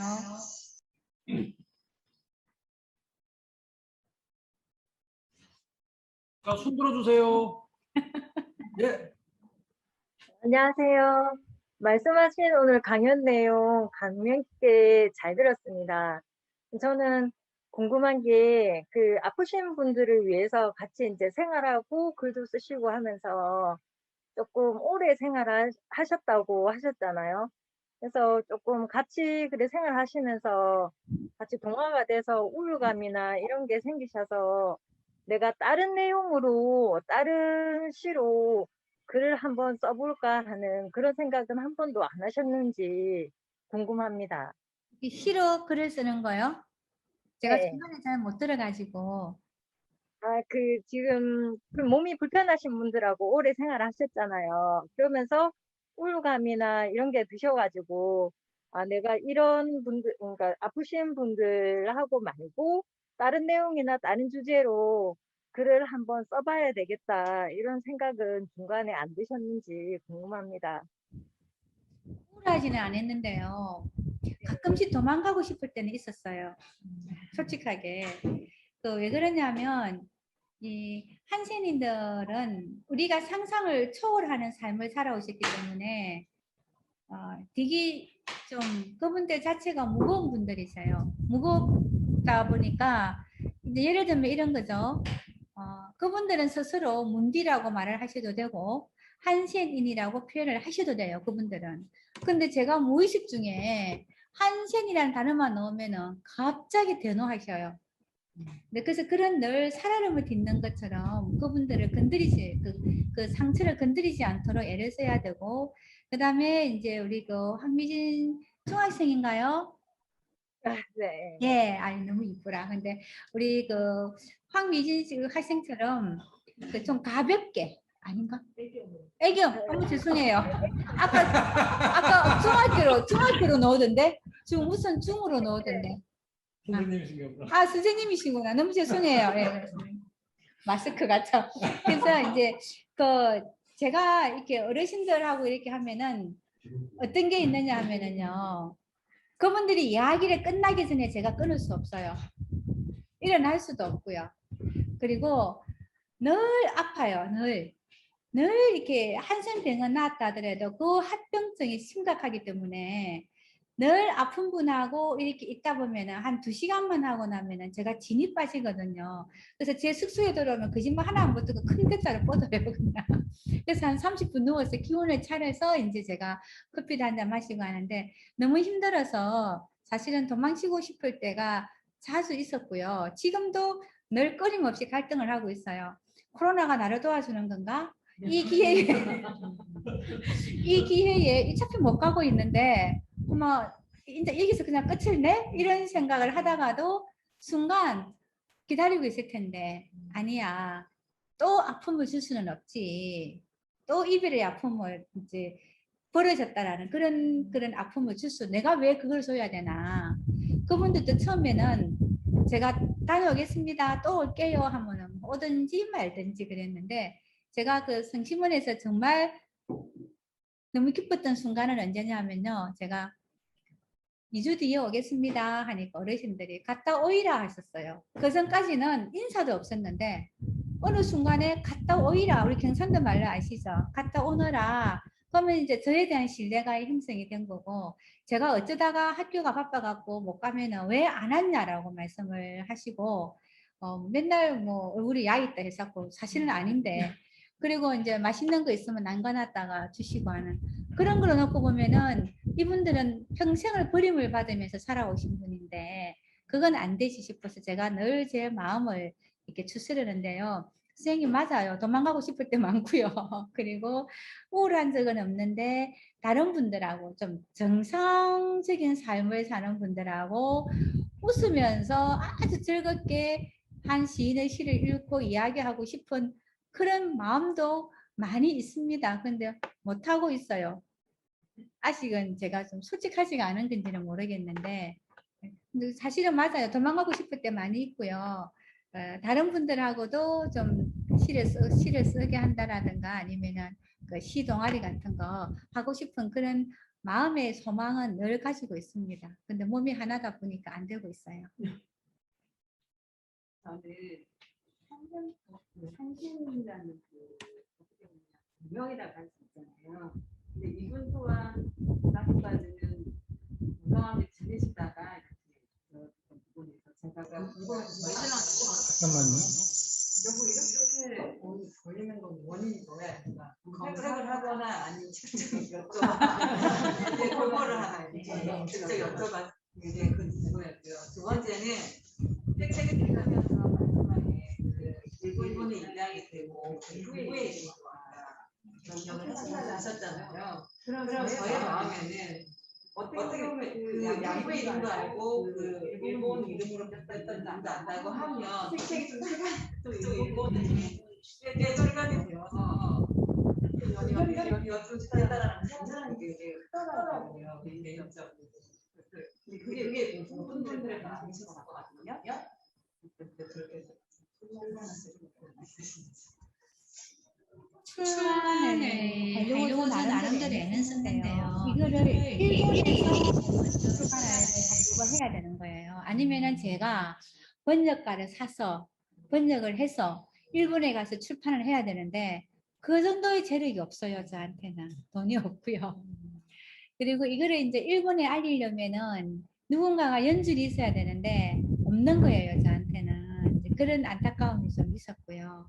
그 다음에 이제 한센병은 특별하게 원인이 있는 건 아니에요. 누구나 걸릴 수 있는데 제가 만난 그 100명이 넘는 한센인들 중에 이하여대 대학원을 졸업하신 분도 계시고 굉장한 그 부잣집 따님 그 무슨 토건 회사의 부인이었던 분도 계시고 근데 언제 아니면은 정말 한글도 모르는 농사를 지으면서 학교가 가고 싶어서 아버지한테 매료받고 울었다라는 분도 계시고 근데 정말 이 한센병은 상대를 가리지 않는데 언제 오는지도 모르겠어요. 다들 영양 상태도 좋은데 근데 여성들은 대부분의 공통적인 게 절대 다수는 아니지만 다수의 여성들이 출산 후에 면역력이 떨어졌을 때, 그 다음에 임신했을 때, 그때 대부분이 이 병에 걸려서 아이를 낳으면 아이만 뺏기고 쫓겨난다라든가, 그 다음에 이제 그 아이와 함께 쫓겨난다라든가. 그래서 보통 여성들은 출산하고는 깊은 관계가 있었어요. 그런 분들이 많았어요. 한 80% 정도가. 제 생각에는 면역력이 떨어졌을 때 문제가 생기는 게 아닐까, 감염이 되는 게 누구나 다 감염이 될 수가 있는 건데 지금도 한센병 나와요. 지금도 1년에 한 6, 7명씩. 근데 지금은 너무나 발전을 해서 한 달 내지 일주일만 약계력보다 더 쉽게 치료가 된다고 하니까 그렇게 이제 다들 정상으로 돌아가는 거죠. 그래서 한 분은 그런 것도 있었어요. 화장실에서 이렇게 응가를 하는데 뭐가 따끔하고 무는 것 같더래요. 그래서 이 허벅지를 긁으니까 물집이 터지더래요. 그게. 좀 있으니까 그 다음날 아침에 일어나니까 물집이 터져가지고 침물이 묻었던 부위에 또 물집이 생기고 그게 이제 한센병이 발병이 된 거였는데 그분은 자꾸 모기가 물어서 걸렸다고 우연의 일치인데 그렇게 믿는 분도 계셨어요. 그분도. 누구나 걸릴 수 있다고 하셨잖아요. 예. 그러면 같이 이렇게 활동하시는 선생님이 드라마를 많은 분들이 그걸 저한테 물어보셔요. 그리고 심지어는 이제 산청에서 만난 분들도 제가 어디서 주무십니까 선생님이다 제가 성심원에서 자고 옵니다. 전부 다 하고 뒤로 돌아서는 좀 눌러서는 분도 계시고 한데 제가 만약에 간호사가 아니었다면 불안했을 수도 있는데요. 간호사잖아요. 한센병은 그렇게 쉽게 감염이 안 돼요. 전염이. 한센병균은 공기에 놓는 순간 사망을 하고 제가 병에 걸리려면 양성인 분과 제가 맞닿아서 그분의 침물과 제 상처가 바로 같이 닿아야만이 이게 감염이 되기 때문에 그분들은 지금은 다들 완치된 상태거든요. 완치가 되었거나 음성화되어 있기 때문에 감염 안 돼요. 그러니까 같이 먹고 뭐 같이 놀고 하는 거죠. 선생님적인 잠깐만요. 저 질문하려면 나한테 허락 받고 가세요. 잠깐만요. 네, 질문하세요. 아니 선생님 아까 눈껍질 쪽에 손이 안 갔다 그러셨잖아요. 저는 어떤 경험이 있느냐면은 그때 장기 기증하라고 전철을 기다리고 있는데 그걸 받으러 왔더라고요. 근데 저는 사실 숱하게 거기 가는 생각도 많이 하고 해야 되겠다 했는데 정말로 그냥 나도 모르게 그냥 심장이 쿵쾅쿵쾅 뛰고 그냥 어떻게 할지 모르겠더라고. 그래서 저 안 했거든요. 근데 그 다음에 또 다른 어떤 제가 그쪽에 그런 분야에 관심 많으니까 하는데 또 돌리는데 또 생각하다 그냥 또 못했어요. 그래서 제 개인적인 그런 경험이 있기 때문에 선생님 말씀이 저는 막 너무 그냥 와닿았어요. 저는 말할까요? 네, 알겠습니다. 그래서 이제 저는 장기 기증을 이분하고 만나고 나서 한 3년인가 4년 있다가 장기 기증을 했어요. 했는데 전부 다 했어요. 피부까지. 쓸 수 있는 거는 몽땅 다. 예, 그래서 이제 쉽게 말하면 형체가 없을 정도로 우리가 다른 난리가 났죠. 우연히 이제 주민등록증이 붙잖아요. 이게 뭐냐고 난리가 난 거예요. 그래서 제가 이제 그랬어요. 죽으면 어차피 썩어질 것이고 화장을 해도 형체도 없는데 누군가를 위해서 뭔가를 주고 갈 수 있다면 좋잖냐. 그럼 어차피 그러면 니는 죽은 엄마를 화장시켜서 화장시키고 옷 입혀가지고 뭐 네 집에 박제를 시켜 놓을 거냐. 그건 아니지 않냐. 안 된대요. 우리 딸은. 그래서 제가 해서 내 몸은 내가 내 마음대로 할 거다. 나는 내가 한센 어르신들을 만나면서 내가 내 몸을 마음대로 움직일 수 있는 것 자체가 얼마나 큰 축복인지를 알았기 때문에 나는 끝까지 내 몸에 대한 주인 의식을 나는 행세를 할 거다. 간섭하지 마라 해가지고 진짜 전부 다 신청을 했는데요. 그게 쉽지는 않을 거예요. 틀림없이. 근데 왜냐하면 저도 되게 좀 처음에는 이걸 어떻게 해? 막 이랬는데 지금은 이제 그런 마음이 없어요. 시간이 지날수록. 제가 가끔씩 그 얘기를 하면 우리 애들이 기가 막혀 하는데 그러거든요. 아무것도 쓸모 없을 때까지 살아있는 것보다는 그래도 한두 개라도 쓸모 있을 때 죽으면 좋겠다. 그러면 좀 안 낫겠나. 너무 인간으로 살다 가는 것보다는 조금은 그래도 아쉬워할 때 가는 게 좋지 않겠나 이런 얘기를 하는데 사실 장기 기증 그거 쉬운 건 아니거든요. 근데 걱정 마세요. 왜냐하면은 내가 죽고 난 뒤에 아무것도 모를 때 다 하는 거라서 아프지도 않고요. 아프지도 않고요. 아니 그러니까 생각은 그게 굉장히 많이도 생각했고 또 그래야 된다고 생각했는데 막상 내가 이렇게 감정적으로 내 마음을 저는 그래서 생각하고는 실제적인 어쨌든 손이 그냥 안 갔다 그랬잖아요. 그런 것처럼 그냥 감정적인 나의 그 반응이 달랐다는 거죠.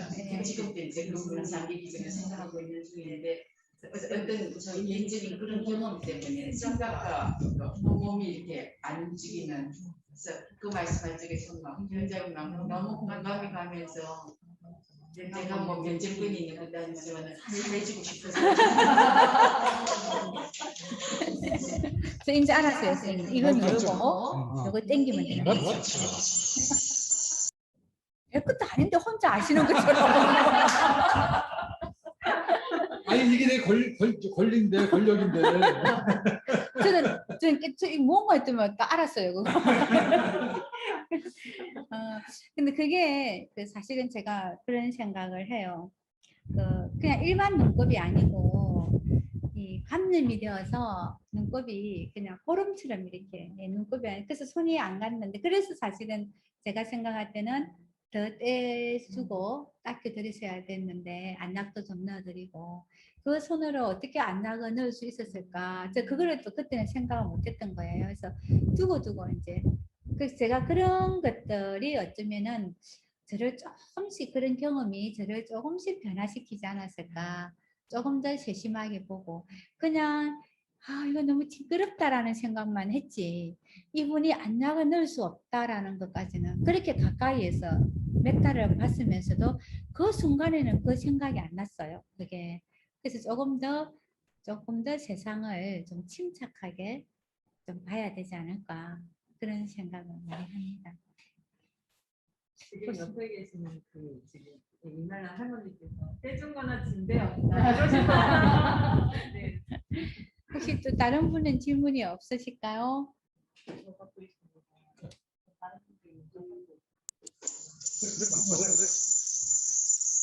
이거 올려야 되나? 아, 맞아. 아, 나도 나왔네. 야.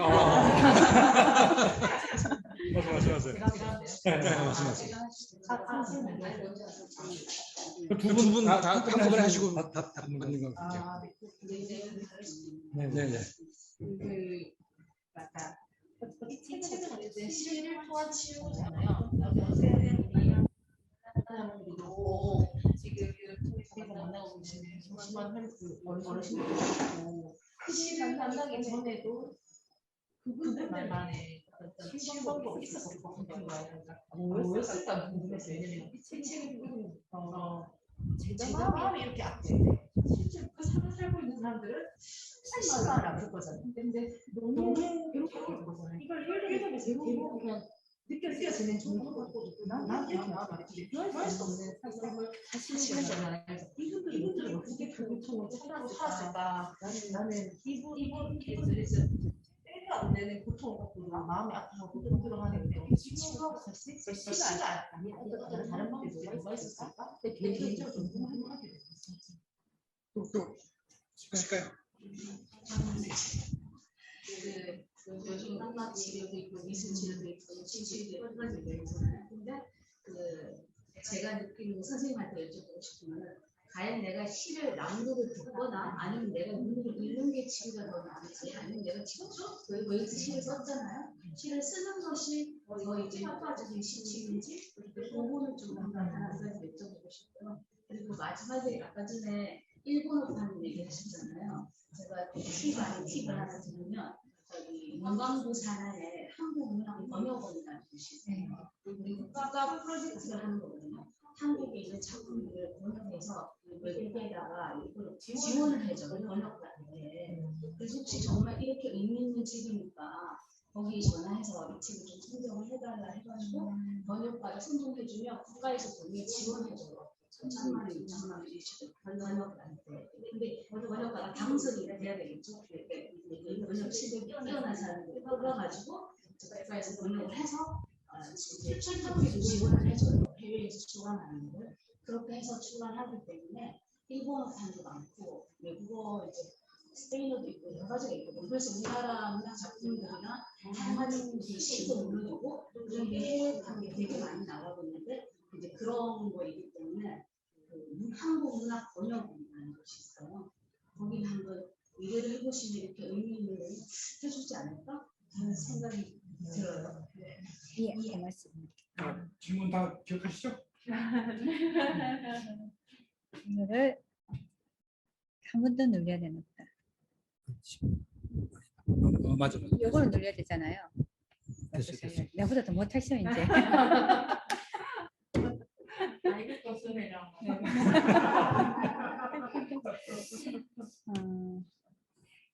스님부터 먼저 말씀을 드리면요.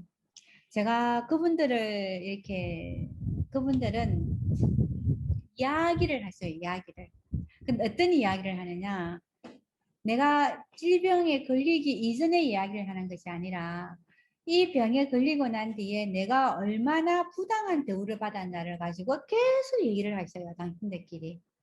제가 거기에서 성심원에 가서도 여러 프로그램을 자꾸 이제 연구비를 받아와가지고 국가로부터 연구사업비를 땡겨와서 계속 그런 어떤 치유적인 프로그램을 제공해 주는 것 중에 하나가 아까 제가 치유는 과정이라고 했잖아요.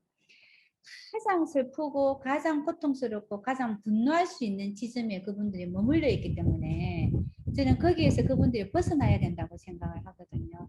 그러니까 나 혼자 화가 나고 분화한데 다른 사람의 분노와 화가 같이 보태지니까 이거는 배가 되는 거예요. 옆에서 또 와서 보태. 그래서 맨날 너무 세상이 원망스럽고 우리 같은 사람은 살아야 할 이유가 없고 이렇게 되는 거죠. 그래서 저는 거기에서 벗어나야 된다고 생각을 하고 그분들에게 음악 프로그램도 지원해드리고 춤 프로그램도 지원을 해드리고 그러면서 스스로 이제 시간을 가는 한 6년째 지원을 해드리니까 굉장히 변화가 많이 오는 게 세상에 재밌는 거 많다라는 거. 굳이 그 뭐 그래서 그 가끔씩 모두는 다는 아니지만 그래도 저하고 함께 이렇게 쭉 오시는 분들은 그런 말씀을 하셔요. 그 이야기하면 뭐 하겠노 이제. 다 그 원망하면 뭐 하는 거야. 지나간 건데.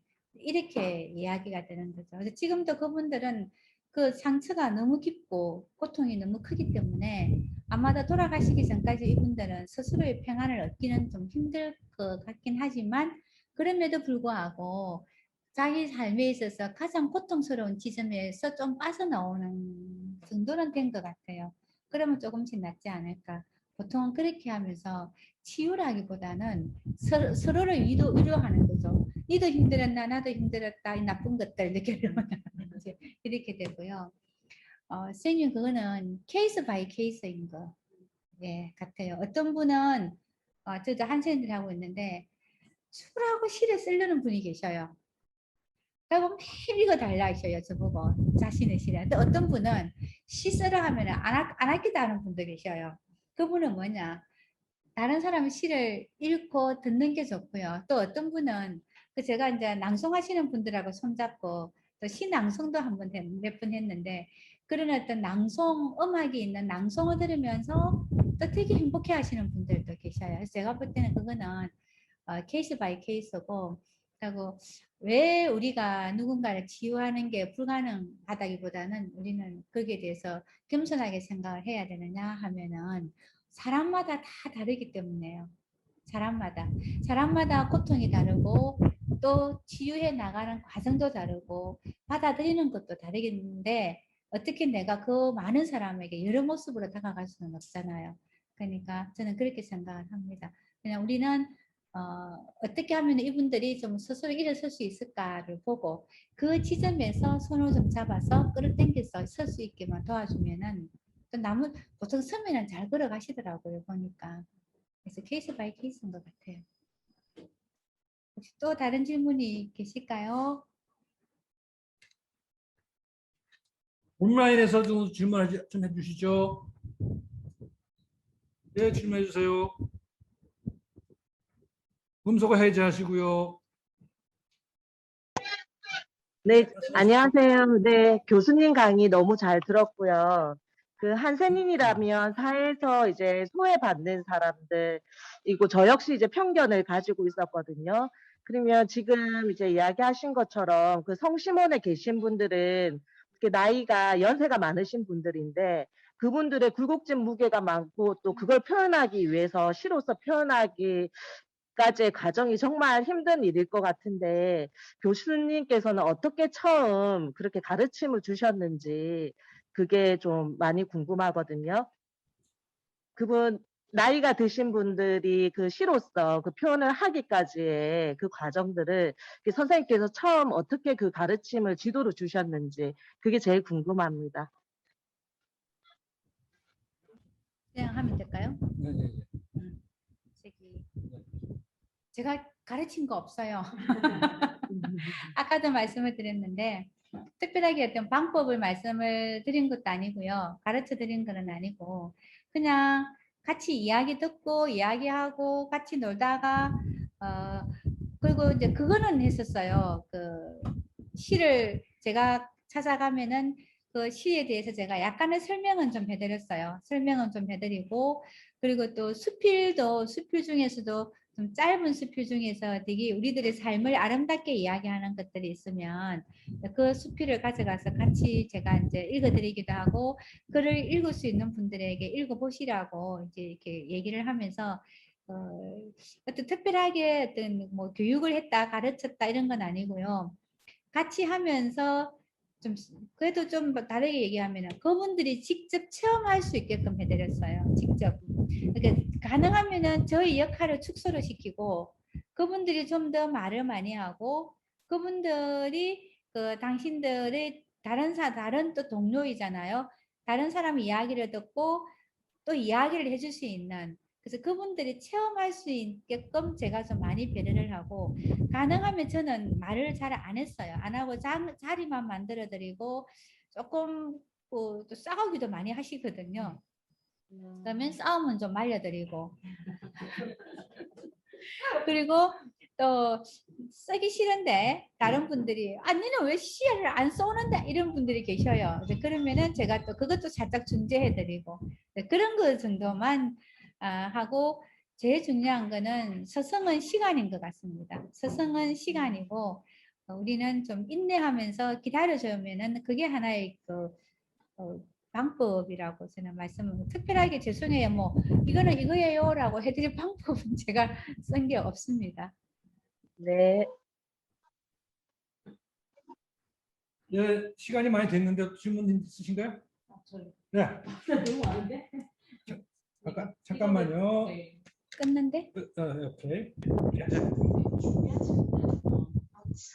반론은 아니고 약간 선생님 말씀 들으시다가 의구심이 있는데요. 아까 말씀드린 사람은 힘이 없고 시간과 지위이 있다라고 말씀하셨잖아요. 선생님 말씀을 들어서 사람 지위이 있는 것이 아니고 계기를 만들어준다라고 말씀하셨는데, 분명 그게 함께 서로 위로해줬고 서로 함께 얘기 나누게 말 많이 하고 싸우는 걸 준비해 주시는 게 그냥 일단 계속 학교 인터넷 연들이잖아요. 말씀 듣는 와중에 그러면 치유는 사실 사람인 거 아닌가? 다른 사람들 서로 말을 하고 그 말을 들어주고 그것이 실현을 하고 또 실시를 낭독하고 들어주고 이 과정들이 다 소통한 거잖아요. 치유를 나 자신에게 상대로 인해서 치유가 됐든 간에 사람한테 있는 게 아닌가 생각이 들긴 했어요. 치유에 관해서 우리가 좀 겸손할 필요가 있다고 말씀하셨잖아요. 그런 능력을 느껴지는데. 예, 맞습니다. 제가 말씀을 드린 거는 이제 선생님 말씀대로 내가 누구를 치유할 수 있다라는 건 아니라는 거죠. 내가 누구를 치유할 수 있어. 예를 들면 제가 학생들한테도 그렇게 해요. 너가 환자를 치료하는 거니 어린 반푼어치도 없다. 너는 환자를 못 치료한다. 뭐가 하는 이야기한다고. 이야기하고 발달한 과학 기술이 하는 거. 대신에 너는 그거를 언제 어떻게 사용할 것인가를 결정을 하고 실행을 하는 것이지 너희가 직접 치료하는 건 아니다. 약도 없고 아무것도 없으면 치료가 가능한 아니라는 거죠. 치유도 마찬가지예요.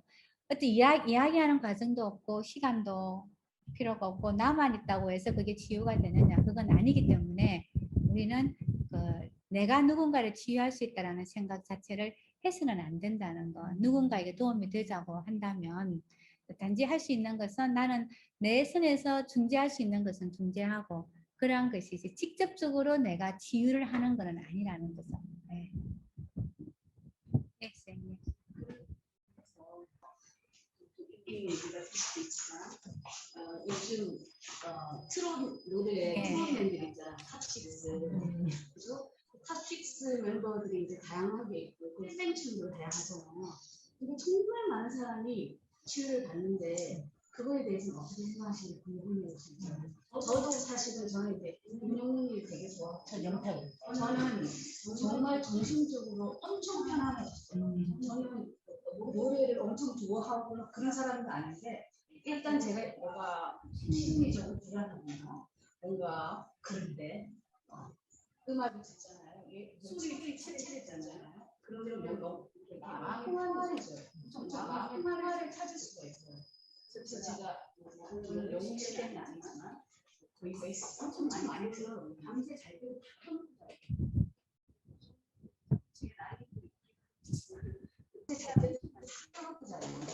위안 엄청 많이 받는데 저는 거기 다른 사람들 지금 정말 다른 사람들이 치료 명함을 내수가 않는데 명함을 낼 수가 없는 저는 완전 저한테 100만 번째 될 사람인데 정말 실제로 치료받는 남자 여자들이 너무너무 많아요.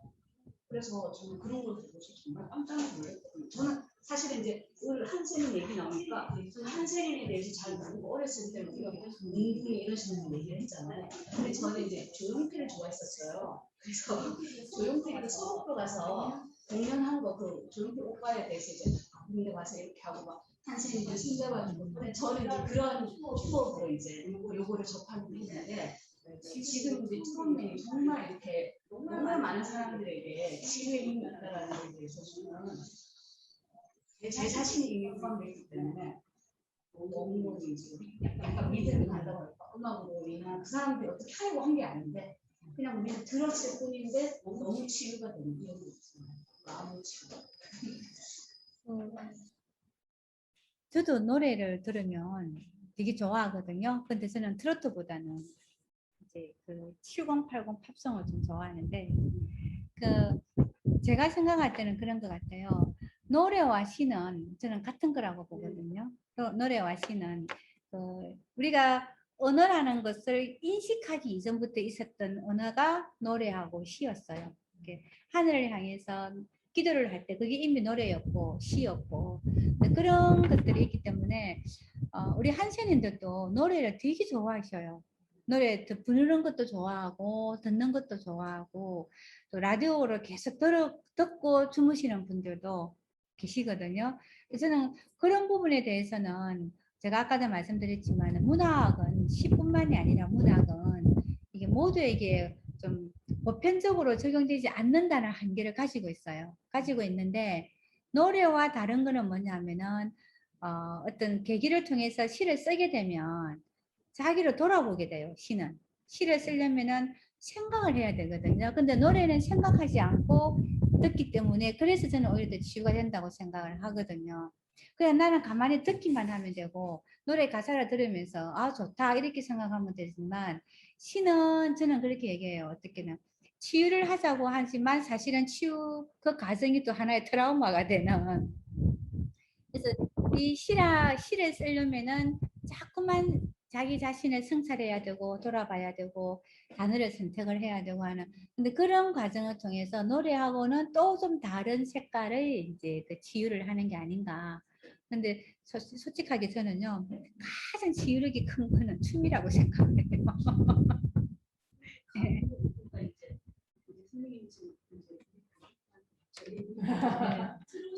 트롯이 아니고 저도 트롯을 좋아하는 세대가 아닌데 트롯을 좋아하는 게 아니라 얘네들이 듣는 노래가 트롯이 아니에요. 트롯이 아닌 장르가 너무 모든 음악 장르를 다 포함하고 있어요. 근데 저는 이제 진짜 어렸을 때도 조용필 되게 좋아했지만 조용필을 좋아했지 감동을 받은 적이 없어요. 근데 저는 이 인형이나 가수를 통해서 진짜 감동 그러니까 이게 그냥 감동을 받는 거기 때문에 더 이상의 더 높은 단계가 없잖아요. 감동이 최고잖아요. 그렇죠? 그런 걸 느낄 수가 있었기 때문에 사람들이 치유를 받는다는 생각이 들어요. 내 마음을 감동시키고 내 마음을 움직이게 하는 거. 근데 어떨 때는 사실 이 시 한 구절도 나를 감동시키잖아요. 오랫동안 가고 때로는 이 시 한 구절이 내 삶의 척도가 연결을 하고 속담이나 경험도 마찬가지지만 그런 것처럼 아주 짧은 노래 3, 4분짜리가 내 인생에 뭔가 뭐랄까 메시지를 준다든가 그런 것도 내가 이렇게 살아야 되겠다. 옛날에 남들이든 그런 게 있잖아요. 마음이 좀 더 뻔뻔해지고 그런 거 많이 느끼는 게 그런 힘이 아닐까. 근데 우리도 보통 살면서 저도 완전히 음악에 대해서 공유하는데 저도 시간과 시간을 잘안 하잖아요. 그래서 이게 별거 얘기 듣고 구체적으로 실제로 아니고요. 책을 보면은 사회가 풍부한 관계가 나와요. 정말 연구가 다른 거가 있어요. 연구 제가 관심을 연구한 것 같아요. 어떻게 이런 일이 있을 수 있지? 너무나 많은 사람들이 그러니까 갱년기 있는 사람들 치유는 물론이고 그러니까 뭐 한센이를 포함해서 많은 환자들도 너무 많이 위안을 받고 치유가 되고 80세 할아버지 80 이상 그런 할아버지도 아내를 잃고 그런 상황에서 그 운명이나 노래를 들으면서 그런 사례가 유심히 나고 너무 많이 나요. 그거를 위해서 자기 삶의 의미를 회복했고 다시 이제 신나게 다시 살고 이제 운명이 그런 거지 운명이나 이런 거 보고 저도 이제 진짜 100만 120만 구독자거든요. 지금 유튜브가 유명이가 근데 저는 영국 시대도 안 보지 않았다, 예고도 안 봐요. 근데 그렇게 정말 그런 수준을 받은 사람들은 당연히 인문학을 좋아하고 인문학을 지지하고 당연히 스케일 보고 들어주고 예를 소개시키는 거죠. 근데 거기에서 뭔가 지금 느끼는 거죠, 이 사람들이. 그러니까 그런 걸 보면서 야 진짜 조만간 저는 거기 안 진짜 얘가 좀 노래 잘하고 감동을 주는 노래 잘하는 데서 감동을 주는 거기에 지금 지혜를 받았다 생각하고 요즘에 힘들 때 보면 내 삶을 이렇게 전달하며 가야 되겠다. 선생님 말씀하신 겸손해져야 되겠다. 그런 것도 거기서 많이 배워요. 영웅 시대가 문제예요. 영웅 시대가 누가 보세요? 아 진짜요? 팬클럽이겠지 뭐. 그래서 다 알아요. 눈치로. 자, 이제 시간이 다 됐습니다. 시간이 다 돼서 이제 대충 보내드려야 될 것 같고요. 그렇죠? 지금 평창에서 오셨다는데 굉장히 식사도 제대로 못하셨고 그렇다고 우리가 식사를 준비한 것도 아니잖아. 하여간 오늘 아주 영웅시대 못지않게 감명을 준 것 같아요. 그래서 오늘 대충 여기서 정리를 해야 될 것 같습니다. 그죠? 네. 자, 오늘 2시간 동안 감동을 주신 김성리 교수님한테 박수 한번 맞추겠습니다. 온라인에서 시청해주신 분도 감사합니다. 마치겠습니다. 수고 많으셨습니다. 네, 수고하셨습니다. 지금 중지할까요? 중지하고.